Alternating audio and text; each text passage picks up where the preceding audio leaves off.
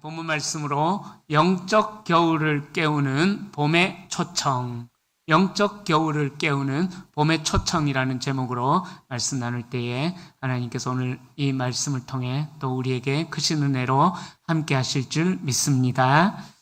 오랜만에 제가 주일 오후 예배 설교하러 올라온 것 같습니다. 한 달 넘은 것 같아요. 그죠? 예. 오랜만에 왔는데 제가 확인해 보니까 지난 5월 초에 그러니까 거의 2달 가까이 됐네요. 그러다 보니까는 한 2달 전에 아가서 말씀을 처음으로 나누기 시작했습니다. 5월 초에 사랑받는 자의 노래라는 제목으로 2장 7절까지 우리가 지난번에 살펴봤어요. 기억이 안 나실 테니까 짧게 말씀을 드리겠습니다. 자, 첫 번째, 아가서 첫 번째 시간에는요, 술람미 여인의 고백인 내가 비록 검으나 아름다우니 라는 이 고백을 통해서 자신의 부족함과 자신의 연약함 허물을 넘어서 하나님 앞에서 발견된 새로운 정체성, 즉 계달의 장막처럼 초라해진 우리를 향해 주님은 말씀하시는 거예요. 솔로몬의 휘장과 같은 존귀함을 계달의 장막 같은 그 거친 우리에게 덧입혀 주셨다. 우리가 사람들이 보기에는 비록 검지만은 그러나 하나님께서 보시기에는 너무나도 아름다운 사랑받는 존재다라는 것을 아가서 1장 말씀을 통해서 나눴습니다. 그리고 지난번 시간, 두 번째 시간에는 그렇게 하나님께서 높여주신 자들의 이제 사랑받는 자의 노래를 통해서, 신부의 노래를 통해서 주님과 우리 사이의 관계가 얼마나 영광스러운 관계인지를 2장 7절까지 말씀을 통해서 우리는 살펴보았습니다. 세상이라는 가시나무에 찔려서 신음하고 있는 우리는 가시나무 가운데 피어난 고결한 백합화와 같은 존재다라는 거예요. 그래서 주님의 눈에 가장 아름다운 백합화 같은 존재라는 사실을 우리가 지난 시간에 말씀을 통해서 알게 되었습니다. 오늘 아가서 세 번째 시간인데 영적 겨울을 깨우는 봄의 초청 제목으로 말씀 나눌 때에 하나님께서 오늘 우리에게 일어나 함께 가자라고 말씀하시는 주님의 초청의 음성이 들려지기를 소망합니다. 자, 그래서 우리 영혼에 꽁꽁 얼어붙은 겨울과 같은 빗장을 녹여주시고 우리의 메마른 심령에 생명의 봄바람을 넣어주시는 그러한 은혜를 누리는 시간이 될 수 있기를 소망합니다. 아이들의 동화 있죠. 아이들의 동화. 아이들이 읽는 그림책. 그 그림책이 별 내용이 없는 것 같지만은요. 그 그림책을 읽어보면은 참 웬만한 두꺼운 책에서도 볼 수 없는 놀라운 지혜들이 아이들이 읽는 그 글씨 큼지막하고 그림만 가득한 그림책에 기록이 되어져 있습니다. 제가 참 읽었던 책 중에 지난 익산에서 읽었었던 것 같아요. 영국의 소설가인 오스카 와일드 단편 동화 중에 이런 책이 있어요. 욕심쟁이 거인이라는 그림책이 있습니다. 이 책에서 거인은 자신의 정원에서 아이들이 노는 것이 싫어가지고 혼자 정원을 독차지하려고 높은 담을 쌓아버립니다. 그 자기의 정원 안에 아무도 들어오지 못하게 하고 그 아름다운 정원을 자기 혼자만 가지려고 했었던 것이죠. 그래서 여긴 내 정원이야. 아무도 들어올 수 없어! 라면서 단호하게 다른 어린이들의 출입을 금지시켜버립니다.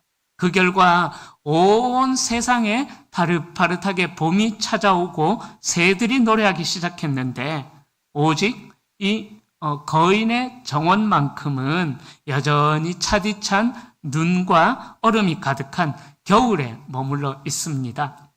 봄이 이 거인의 정원을 찾아왔다가 높은 담벼락 때문에 못 넘어 들어가는 거예요.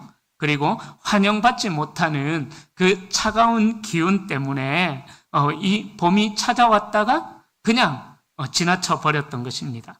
그래서 거인의 정원은 이전에는 새들의 노래소리가 가득했지만 그렇게 스스로 담을 높이 쌓아버림으로 말미암아 매서운 겨울 북풍의 바람만, 겨울 북풍의 울음소리만 가득한 삭막한 공간이 되어버렸다라고 그 책에서 이야기해요. 자, 이 동화는 오늘을 살아가는 사람들의 내면의 상태를 이야기합니다. 우리는 때로 스스로 이제 마음의 빗장을 걸어 잠그면서 살아가죠. 과거의 상처 때문에 내 마음의 빗장을 걸어 잠그기도 하고요. 혹은 매너리즘과 무기력이라는 높은 담을 쌓아둔 채 외부로부터 공급되어지는 그 생명의 기운을 스스로 차단하면서 때로는 살아갈 때가 있습니다. 왜냐하면 상처받기 싫어서. 다른 사람들과 관계하다 보면은, 다른 사람들과 함께 살아가다 보면은 늘 나는 왜 상처만 받을까 생각하면서 스스로 담을 쌓아버리면서 외부로부터의 공급을 차단해버리는 거죠. 그러다 보니까 외형적으로는 큰 문제가 없어 보일지는 몰라도 실상 그 마음은 늘 차가운 겨울의 한복판을 지내고 있다라는 것입니다. 이 이야기를 읽으면서 이 이야기가 우리 그리스도인들에게도 동일하게 적용되는 것은 아닐까 생각해 봅니다. 우리가 신앙생활을 하지만 우리의 마음은 여전히 담을 높이 쌓아둔 채 하나님의 은혜의 공급을 차단해버리는 거예요. 이 말이 이해되실까 모르겠습니다. 우리가 신앙생활을 하면서도 하나님의 은혜의 공급을 차단해버리는 그런 생활을 한다라는 거죠. 예배의 자리에 참여해서 찬양하고 또 기도하고 말씀을 듣지만 그 예배가 내 삶에서는 아무런 상관이 없는 듯이 살아간다라는 거예요. 교회에 나와서는 신앙의 모습은 있습니다. 그러나 이 교회 밖을 나가면은 하나님과는 나는 아무런 상관이 없다. 예배 때 뜨겁게 찬양하고 기도했던 그 것들이 밖에만 나가면은 아무 상관이 없는 것처럼 그렇게 마치 담을 쌓는 것처럼 살아가는 모습들이 때로는 우리에게 발견되어지기도 합니다. 그러다 보니까 우리의 심령 상태가 그 거인의 정원처럼 얼어붙은 겨울과 다를 바 없는 정체기를 겪게 된다는 것입니다. 오늘 우리가 살펴볼 아가서 본문이 바로 그렇게 스스로 쌓은 벽 뒤에 숨어서 영적인 겨울을 보내고 있는 신부를 향해서 산을 넘고 언덕을 넘고 태평양과 인도양을 넘어서 달려와가지고 사랑의 손을 내밀고 있는 그 신랑의 이야기를 하고 있습니다. 신랑은 단지 밖에서 기다리는 것에 그치지 않고 세포 하나하나를 깨우는 봄의 소리로 신부의 영혼을 흔들어 깨우는 장면이 오늘 본문에 나옵니다. 오늘 말씀을 통해서 우리의 마음을 꽁꽁 얼려붙었던 영적 침체의 겨울이 떠나가고 그래서 담을 넘어 우리를 부르시는 주님의 음성을 듣고 그 위대한 사랑의 봄날 속으로 함께 나아가 볼 수 있기를 축원합니다. 자, 첫 번째로요. 장애를 넘어서 찾아오시는 열정적인 사랑. 장애를 넘어서 찾아오시는 열정적인 사랑에 대하여서 노래하고 있습니다. 자, 신부는 멀리서 들려오는 신랑의 멀리서 들려오는 발소리와 그 목소리만으로도 신랑이 오고 있음을 느낍니다. 자, 8절에 그렇게 달려오고 있는 신랑의 모습이 묘사되어 있는데요. 아주 역동적으로 표현이 되어 있죠. 그는 그냥 걸어서 오는 것이 아니라 산에서 달리고 작은 산을 빨리 넘어 신부를 보러 오고 있는 것입니다. 자, 히브리어 원문에서 달리다와 빨리 넘어오다라는 말은 말 그대로 뛰어넘다, 도약하다 이런 의미가 있습니다.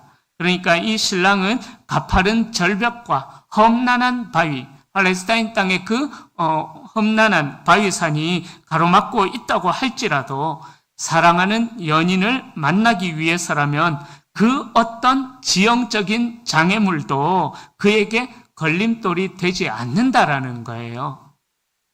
이것 이해되시죠? 소시적에 연애를 해보셨던 분들, 사랑하는 남자친구, 사랑하는 여자친구를 만나러 갈 때는 그 천리길과 같은 먼 길이라도 정말 짧게 멀리 느껴지나 보고 싶어서 멀게 느껴지나요? 짧게 느껴지나요? 하여튼 그런 경험 한 번쯤은 다 해보셨지 않습니까? 그죠? 자, 그러니까 이 신랑은 신부를 만나기 위하여서 그 앞에 펼쳐져 있는 팔레스타인의 그 절벽과 같은 산일지라도 너무나 보고 싶은 마음이 가득하다 보니까는 막 그 위험한 산에서 막 내달린다라는 거예요. 얼마나 보고 싶었으면은요, 그죠? 그렇게 장애를 넘어서 신랑이 신부를 찾아갑니다. 자, 9절에 이르면은 이 신랑의 모습은 노루와 어린 사슴에 비유됩니다. 이는 고대 근동문학에서 민첩함과 지치지 않는 활력, 그리고 순결한 아름다움을 상징하는 대표적인 동물이 바로 노루와 어린 사슴입니다. 그러나 이 열정적인 신랑이 신부의 집 앞에 도착했을 때에 예기치 못한 차단막을 만나게 돼요. 자, 우리가 이 상황 속으로 함께 들어간다라고 생각해 보시면 좋습니다. 아가서를 읽을 때 내가 신랑이다, 또 아니면 내가 신부다, 내가 솔로몬이고 내가 술람 여인이다, 이 마음을 가지고 이 아가서를 읽어 나가다 보면은요, 더 잘 이해가 되어지실 것입니다.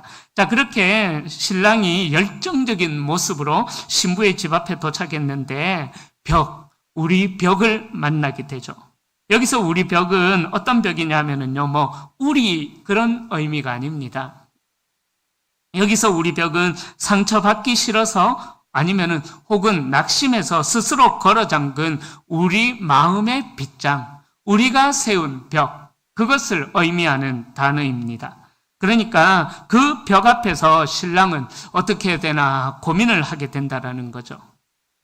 신부를 보러 갔는데 정말 산을 넘고 물을 건너 바다 건너 서서 달려왔는데 차단막이 생겨버리니까 얼마나 당황스럽겠습니까? 그죠? 목숨을 걸고 달려왔는데, 그러나 신랑은 문을 부수거나 강제로 신부의 집 안으로 들어가지 않는다라는 거죠. 대신 벽 뒤에 서가지고요, 창살 틈 사이로 이렇게 신부의 얼굴을 애타게 저 내 신부인데, 저 내 사랑인데 하면서 애타게 이렇게 바라보고 있는 모습을 9절에서 노래하고 있습니다. 말씀드렸던 대로 팔레스타인 지형은 석회암과 바위산과 험준한 골짜기가 너무나 많아서 이동하기가 대단히 험난한 곳입니다. 그런데도 산을 넘어왔다라는 것은 사랑하는 여인을 만나러 가는 길에는 어떤 장애물이 있더라도 그 사랑하는 여인을 보고 싶어하는 열정이 모든 장애물을 다 뛰어넘어서 찾아왔다라는 거예요. 자, 그리고 고대 이스라엘 사회에서 미혼 여성이 집 밖으로 함부로 나다니거나 외부인과 접촉하는 것은 엄격히 고대 사회에서는 제한되어져 있었습니다. 그래서 신부는 어쩔 수 없이 집 안에 갇혀서 벽과 창살 뒤에 숨어 있는 거예요. 이 그림 머릿속에 그려지시죠? 상황이 이해되시죠? 자, 이는 신부의 어쩔 수 없는 한계이자 한편으로는 상처받지 않으려고 스스로 자신의 마음의 문을 걸어 잠근 방어벽이 되어버렸습니다. 그런데 신랑의 마음은 사랑으로 가득하기에 이런 장벽도 문제가 되지 않는다라는 거예요. 신랑은 이 공간적이고 사회적인 거리를 압도적인 사랑의 열정으로 순식간에 좁혀버렸다라는 것입니다. 교부 오리게네스는 이 구절을 이렇게 해석합니다. 복음의 가장 위대한 신비, 성육신의 관점으로 이 구절 말씀을 해석하고 있습니다. 이렇게 해석해요. 산과 작은 산을 뛰어넘는 이분은 누구인가? 그분은 하늘 보좌를 버리고 인류를 구원하기 위해 이 땅의 낮은 산으로 내려오신 예수 그리스도이시다. 멋지죠, 그죠? 산과 작은 산을 뛰어넘는 이분은 누구인가? 하늘 보좌를 버리고 우리를 구원하시기 위하여서 이 땅의 낮은 산으로 내려오신 예수 그리스도시다. 이 아가서가 예수 그리스도와 또 우리의 신부된 우리의 사랑을 노래하고 있는 노래거든요. 오리게네스는 그렇게 해석합니다. 그리고 스위스의 신학자 칼바르트 역시 이 본문을 가지고 이렇게 해석해요. 하나님의 사랑을 추적하시는 하나님의 열심이다. 끝까지 추적하시는 하나님의 사랑의 열심이다라고 정의합니다. 하나님은 인간이 죄의 벽 뒤에 숨어서 마치 아담이 선악과를 따먹고 두려워서 동산나무 뒤에 숨어가지고 아무도 모르는 것처럼 그렇게 있었지만, 그러나 먼저 찾아가신 아담과 하와를 먼저 찾아가신 하나님처럼 하나님은 인간이 죄의 벽 뒤에 숨어 있을 때 하늘 보좌에 가만히 앉아 계시는 분이 아니라는 거예요. 인류가 죄와 심판이라는 그 거대한 저주 앞에 놓여졌을 때에 우리 주님께서는 그 저주의 산을 십자가를 지시고 몸소 뛰어넘으셔서 우리의 마음 앞에 찾아오셔서 이제 똑똑똑하고 창살 틈 사이로 이렇게 우리 주님께서 저와 여러분들을 바라보신다라는 거예요. 이거 감격이 되지 않습니까? 우리는 부끄러워서, 우리의 수치로 인하여서 부끄러워서, 주님 배우기가 부끄러워서 숨었는데, 우리 주님이 모든 장애물을 뛰어넘고 우리를 찾아오셔가지고 창살 틈으로, 우리가 마음을 열어줄 때까지 창살 틈으로 이렇게 우리를 지켜보고 계신다라는 거예요. 성도님들, 우리가 하나님을 찾아 헤맨 것이 아닙니다. 우리가 영적인 침체의 벽 뒤에 숨어서 슬퍼하고 있을 때 우리 주님께서 먼저 어린 사슴처럼 또 노루처럼 달려와서 우리의 창문을 똑똑똑하고 두드리고 계시는 것입니다. 이 거침없는 사랑의 발걸음이 오늘 이 시간 우리 성도님들의 심령을 향해 가깝게 다가오고 있음을 믿을 수 있기를 축원합니다. 자, 두 번째로 과거를 청산하고 연합으로 이끄는 봄의 초청을 말씀합니다. 자, 장벽 너머로 신랑의 이제 감미로운 목소리가 들립니다. 10절과 13절에서 두 번이나 반복되는 아가서에서 가장 중요한 구절이에요. 아가서의 가장 중요한 핵심 말씀이 10절과 13절에 두 번이나 터져 나옵니다. 이거는 목소리가 우리 강범준 전도사님이 좀 어울릴 것 같아요. 저는 목소리가 가벼워가지고 좀 굵고 중저음으로 해서 나의 사랑, 나의 어여쁜 자야, 일어나서 함께 가자. 그죠? 예. 이 신랑의 감미로운 목소리가 터져 나옵니다. 이 초청은 낙심과 절망의 자리에서 내가 너의 정체성을 깨울 테니까 그 모든 낙심과 절망의 자리를 청산하고 나와 함께 내 손을 잡고 일어나서 새로운 차원의 세계로, 나와 함께 생명의 기운을 누리는 봄의 세계로 함께 나아가자, 함께 도약하자라는 강력한 견인의 은혜를 말씀하고 있는 것입니다. 신랑이 제시하는 명분은 완벽하죠. 11절부터 13절까지는 생명이 약동하는 봄의 풍경이 펼쳐집니다. 겨울도 지나고 비도 그쳤고 지면에는 꽃이 피고 새가 노래할 때가 이르렀다라는 거죠. 여기서 겨울과 비는 식물의 성장을 멈추게 하는 그런 생명을 위축해 하는 정체와 시련을 의미하는 것입니다. 그리고 13절에 무화과나무의 푸른 열매가 익어가고 포도나무가 향기를 토하는 봄이 도래했으니 더 이상 나의 사랑하는 나의 어여쁜 자야, 어두운 방 안에, 그 겨울의 방 안에 처박혀 있지 말고 이제는 내가 너를 일으켜 줄 테니까 내 손을 잡고 이제 그 어두운 방에서 갇혀 있지 말고 밖으로 나오라라는 주님의 초청인 것입니다. 자, 유대인들의 역사적인 전승에 따르면은요, 아가서는 이스라엘 백성이 겨울과 같은 애굽의 노예 생활을 청산하고 하나님의 은혜로 홍해를 건너서 광야의 봄날로 들어선 출애굽 사건을 아가서는 상징하고 있습니다. 또한 신학에서의 상징은요, 예수 그리스도의 오심으로 말미암아 율법의 엄격한 정죄와 그로 인해서 죄의 종로를 타던 기나긴 겨울이 예수 그리스도의 오심으로 말미암아 이제는 종식되었다, 끝났다라는 거예요. 메시아의 도래와 함께 죄로 인해 무너졌던 우리의 영혼에 새로운 생명이 움트게 되는 영적인 봄날이 시작되었다. 유대인들의 전승에는 이렇게 아가서를 해석하고 있습니다. 자, C.S. 루이스, 제가 자주 인용하죠. 이분의 기독교 세계관을 담고 있는 소설인 나니아 연대기라는 소설이 있습니다. 여러 권이 있는데 그 나니아 연대기에 사자와 마녀와 옷장이라는 책이 있어요. 그 책에 보면은 하얀 마녀의 저주 아래에 놓인 나니아 땅은 크리스마스는 있지만 봄은 결코 오지 않는 겨울이 지속됩니다. 온 세상이 얼어붙어서 생명의 기운이 전혀 느껴지지 않습니다. 그러나 진짜 왕인 사자 아슬란이 땅을 딛고 도래하는 순간 그 거대한 발걸음과 함께 겨울의 얼음은 다 녹아내려버리고 강물이 흐르게 되고 눈 속에 덮여있던 꽃들이 피어나는 기적이 진짜 왕 사자 아슬란이 오게 될 때에 일어나게 됩니다. 그렇게 나니아의 겨울은 아슬란의 등장, 진짜 왕의 등장으로 순식간에 종식이 되어집니다. 나니아 연대기 책을 한번 읽어보시면 좋을 거예요. 여러 권이 있는데 기독교 세계관을 담고 있는 소설이거든요. 자, 마찬가지로 신앙생활이란 내 힘으로 내 안에 얼음을 녹이려고 버둥거리는 것이 아닙니다. 이미 내 인생의 겨울을 끝내신 예수 그리스도의 부활의 승리를 받아들이는 것이 신앙이다라는 거예요. 그래서 청교도 신학자 존 오웬은 이렇게 이야기합니다. 신자가 그리스도의 영광을 묵상할 때 영혼의 모든 겨울 같은 냉랭함이 사라지고 영원한 봄의 향기가 피어오른다.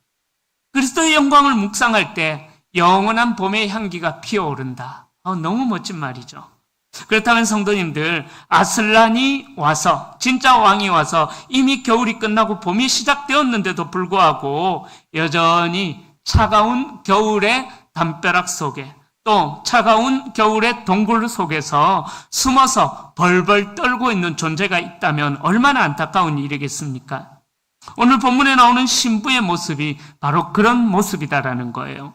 외부는 이미 완연한 생명의 기운이 날리는 봄날인데 신부의 마음은 여전히 두려운 겨울 속에 갇혀 있는 것입니다. 자, 그래서 14절에서 신랑은 신부를 향하여서 또 아주 사랑스러운 고백을 또 합니다. 다시 목소리를 가라앉혀서 바위 틈 낭떠러지 은밀한 곳에 있는 나의 비둘기야. 이런 멋진 표현. 우리 권사님들, 여자 권사님들, 집사님들 이런 남편으로부터 이런 고백 들어보셨습니까? 바위 틈 낭떠러지 은밀한 곳에 있는 나의 비둘기야. 자, 알겠습니다. 저도 한 번도 못한 것 같아요. 오늘 한번 해볼게요. 와이라노 아마 이럴 것 같아. 네, 그죠? 얼마나 아름다운 고백입니까? 자, 이 바위 틈 낭떠러지 은밀한 곳에 있는 나의 비둘기, 매나 독수리 같은 포식자를 피해서 바위 틈 깊숙이 숨을 죽이고 있는 겁먹은 비둘기에게 주님이 그렇게 말씀하시는 거예요. 내가 너의 목소리가 듣고 싶구나. 너의 얼굴이 보고 싶구나 라고 말하면서 그 차가운 겨울 동굴 속에 갇혀있는 우리를 주님이 밖으로 끌어내신다라는 것입니다. 주님이 그렇게 우리에게 선포하시는 거예요. 이제 겨울은 끝났단다. 정죄의 겨울은 멈추었단다. 그러니 나의 비둘기야, 이제 고개를 들고 나와 함께 봄의 생명의 벌판으로 함께 걸어가자꾸나. 주님이 우리에게 이렇게 말씀하시는 거예요. 이 복음의 초청에 응답하여서 우리 성도님들 삶 속에서 영적인 봄날을 맞이할 수 있는 은혜가 있기를 축원합니다. 자, 세 번째로 은밀한 죄의 틈새를 막아내는 결단에 대해서 말씀합니다. 자, 그렇게 이제 함께 신랑과 신부가 손을 잡고 봄의 축제를 시작하려고 하는 그때에 갑작스럽게 삐용 하면서 경고음이 울리기 시작합니다. 15절에 보십시오. 우리 15절 말씀 함께 읽어볼까요? 우리를 위하여 여우 곧 포도원을 허는 작은 여우를 잡으라.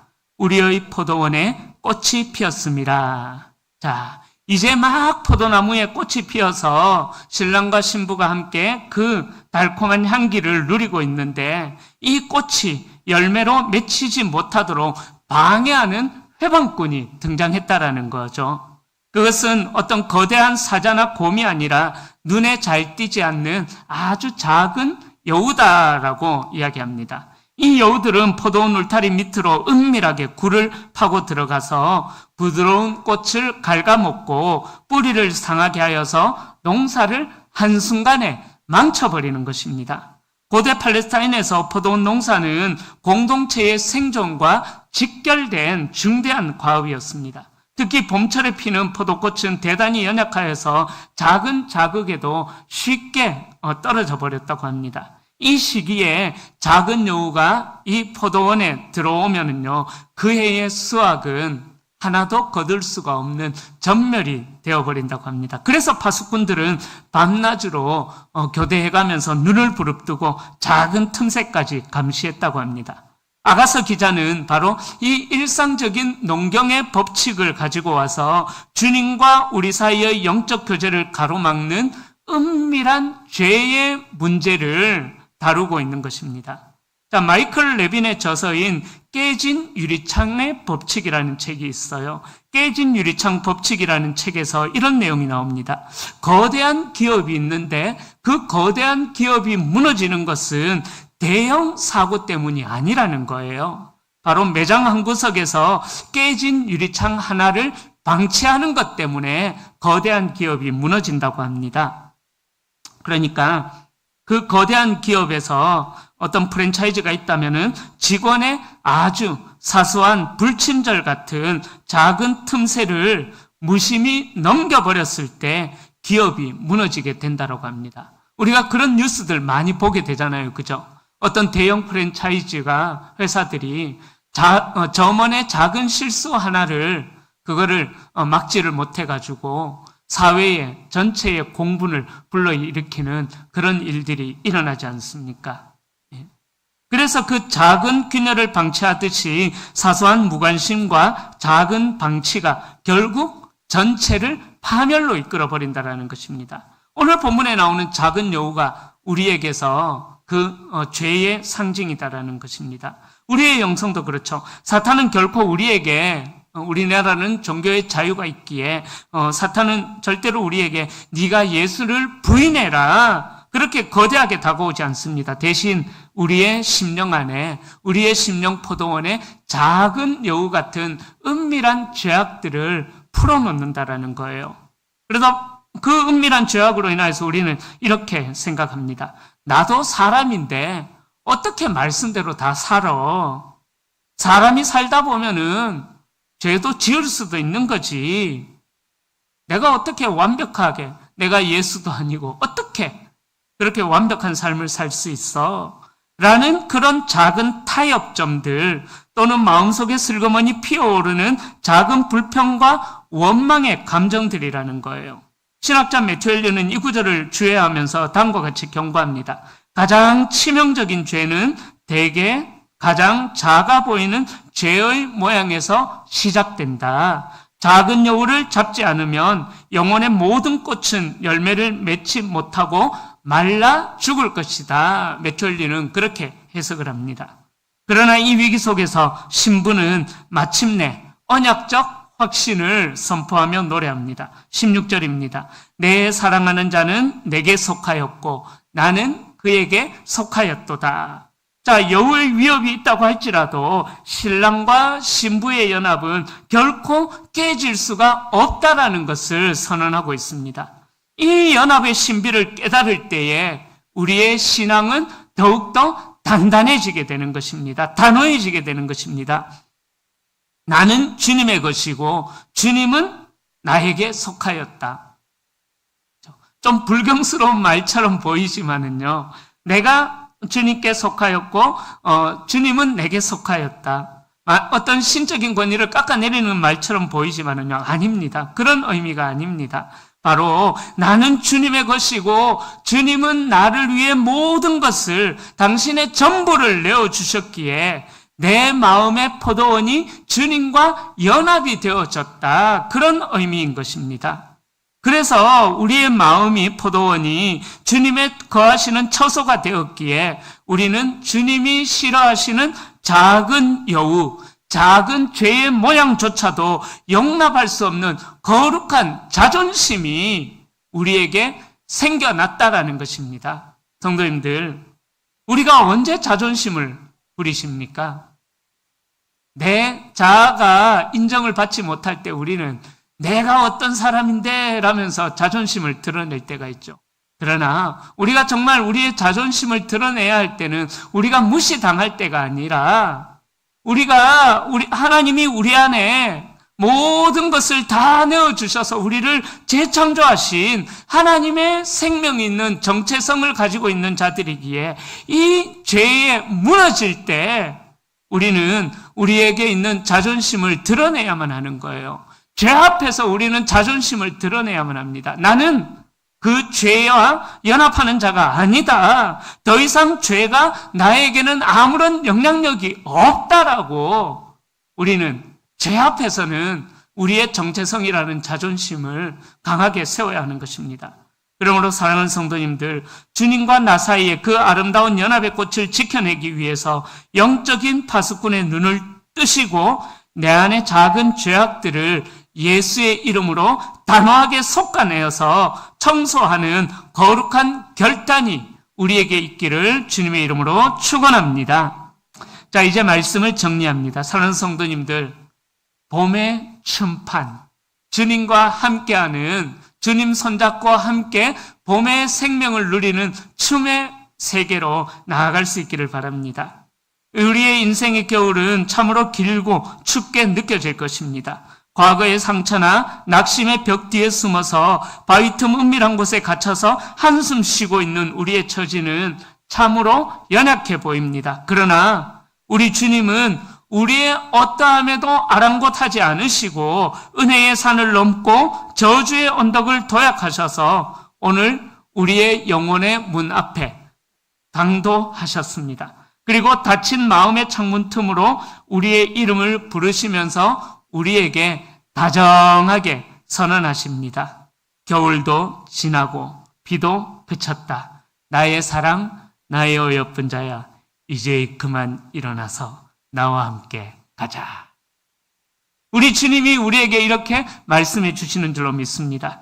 이미 십자가와 부활로 내 인생의 겨울을 끝내신 주님의 손을 꼭 붙잡고 그 겨울이라는 두려움의 동굴에서 나와서 봄의 생명이 가득한 생명의 벌판으로 담대히 발걸음을 내디디십시다. 그리고 주님과 동행하는 그 거룩한 심령의 포도원에 은밀하게 숨어드는 작은 여우들, 사소한 영적인 죄악들이라도, 은밀한 죄의 습관들도 성령의 능력으로 단호하게 잘라내시고 쫓아내십시오.